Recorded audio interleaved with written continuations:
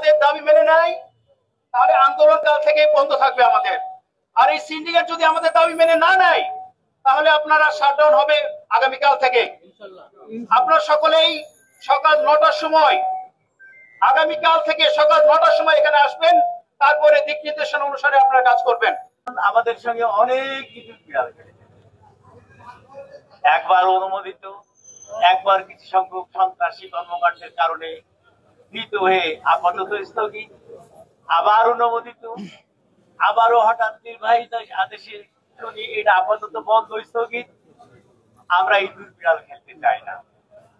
বাংলাদেশের সকল প্রতিষ্ঠানে, সকল বিশ্ববিদ্যালয়ে অ্যাক্ট অফ 93 যদি ঢাকা বিশ্ববিদ্যালয়, চট্টগ্রাম বিশ্ববিদ্যালয়, জাহাঙ্গীরনগর বিশ্ববিদ্যালয়ে প্রাতিষ্ঠানিক সুবিধা থাকে, আমরা প্রাতিষ্ঠানিক সুবিধা বঞ্চিত হয়ে অঙ্গীকারবদ্ধ 1 ঘন্টার জন্য প্রশাসনের কোনো কার্যক্রম আমরা চলতে দেব না।